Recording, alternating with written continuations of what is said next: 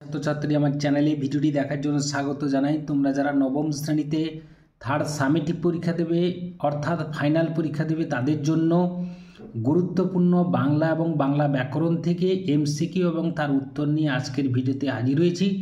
আশা করি ভিডিওটি শুরু থেকে শেষ পর্যন্ত মনোযোগ সহকারে দেখবে, তাতে অনেক উপকৃত হবে। তো চলো আবার শুরু করা যাক। একের দাগে প্রশ্ন, নারীকুলের রত্ন ছিলেন কে? উত্তর হবে মিসেস সেভিয়ার। সবে মিলি করি কাজ, এখানে সবে হলো সাকল্যবাচক সর্বনাম। বিদ্যা বিনয় দান করে, এখানে বিনয় হলো গুণবাচক বা ভাববাচক বিশেষ্য। চারের দাগে প্রশ্ন, আচ্ছা লোক তো আপনি, এখানে আচ্ছা হলো বিশেষ্যের বিশেষণ। পাঁচের দাগে প্রশ্ন, ঘরেতে ভ্রমর এলো গুনগুনিয়ে, গুনগুনিয়ে পদটি কোন বিশেষণ? উত্তর হবে ক্রিয়া বিশেষণ। পরবর্তী প্রশ্ন, ইলিয়াস কত বছর বয়সে সর্বহারা হন? উত্তর হবে ইলিয়াস 70 বছর বয়সে সর্বহারা হন। পরবর্তী প্রশ্ন, বর্গের দ্বিতীয় ও চতুর্থ ব্যঞ্জনকে বলা হয় কি বলা হয়? মহাপ্রাণধ্বনি।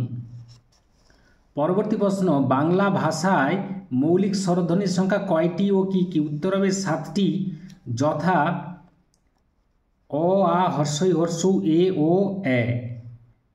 শকুন্তলা তার আংটি হারিয়ে ফেলেন কোথায়? উত্তর হবে শচীতীর্থে। ভাটার শোষণ আহরণ করে, কি আহরণ করে? উত্তর হবে স্রোতের প্রবল প্রাণ আহরণ করে।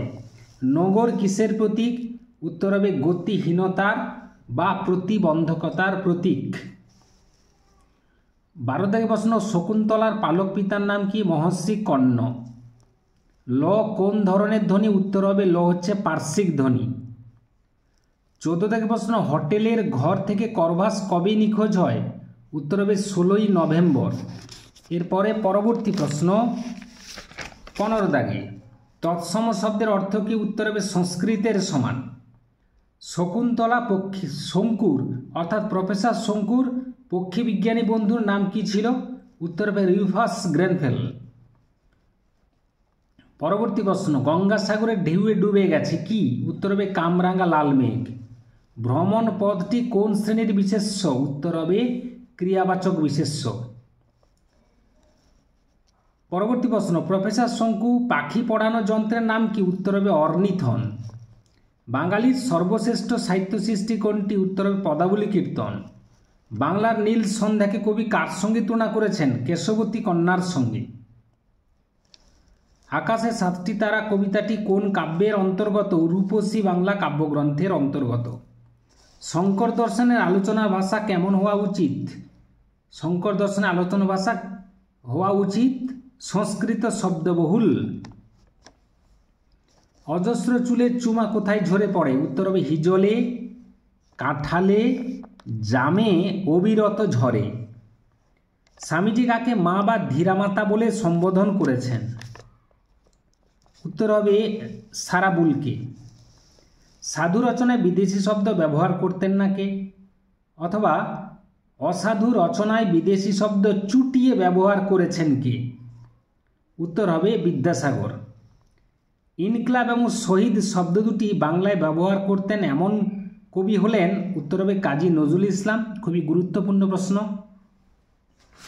এর পরবর্তী প্রশ্ন 28 দাগে, আবহমান কবিতায় যা না হারানোর কথা বলা হয়েছে? উত্তর হবে কুন্দ ফুলের হাসি বাগান থেকে হারিয়ে যায় না।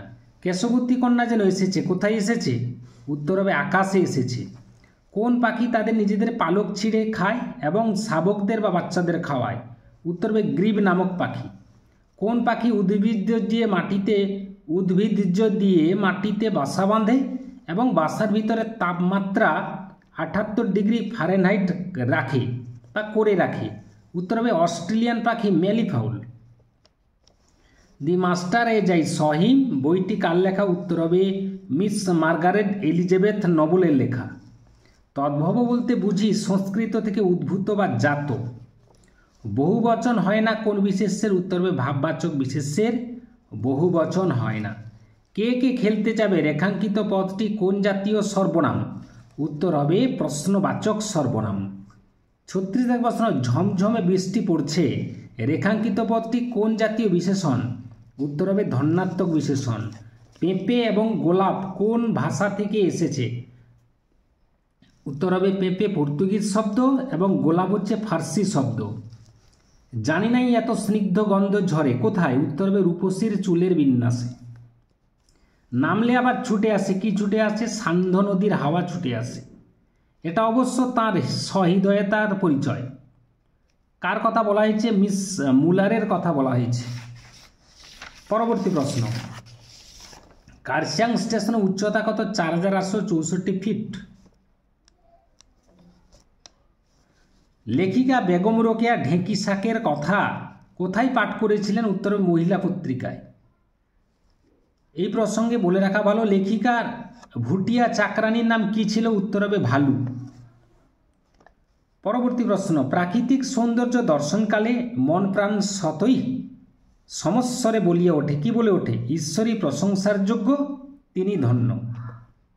খেয়া কবিতাটি, খেয়া নৌকা হলো, উত্তর হবে জীবনের প্রতীক।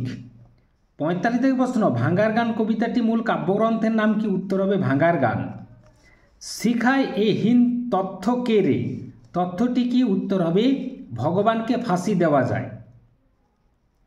47 থেকে প্রশ্ন, আমরা কবিতায় আদিবিদ্বান কাকে বলা হয়েছে? উত্তর হবে কপিল সাংখ্যকারকে, অর্থাৎ কপিল মুনিকে আদিবিদ্বান বলা হয়েছে। পরবর্তী প্রশ্ন, তপের প্রভাবে বাঙালি সাধক জড়ের পেয়েছে সাড়া, বাঙালি সাধকের নাম কি? বাঙালি সাধকের নাম হচ্ছে আচার্য জগদীশচন্দ্র বসু। বিষম ধাতুর মিলন ঘটিয়েছেন কোন বিজ্ঞানী? উত্তর হবে আচার্য প্রফুল্লচন্দ্র রায়। বাঙালির কবিকে, এই প্রসঙ্গে উল্লেখযোগ্য বাঙালির কবিকে, উত্তর হবে রবীন্দ্রনাথ ঠাকুর। বাংলার রবিকে, উত্তর হবে জয়দেব কবি। বাঙালির হিয়া অমিয় মথিয়া কায়ারূপ ধারণ করেছেন কে? উত্তর হবে নিমাই। বঙ্গভূমির কপালে শোভা পায়, কি শোভা পায়? উত্তর হবে কাঞ্চন শৃঙ্গ মুকুট শোভা পায়। নিরুদ্দেশ গল্পে গল্পকথকের বন্ধুর নাম কি ছিল? উত্তর হবে সোমেশ। শোভন তার বাড়ি ফিরেছিল কত বছর পর? প্রায় 2 বছর বাদে বাড়ি ফিরেছিল। শোভনকে তার বাড়িতে ঢুকতে প্রথমে বাধা দিয়েছিলেন কে? উত্তর হবে নায়েব মহাশয়।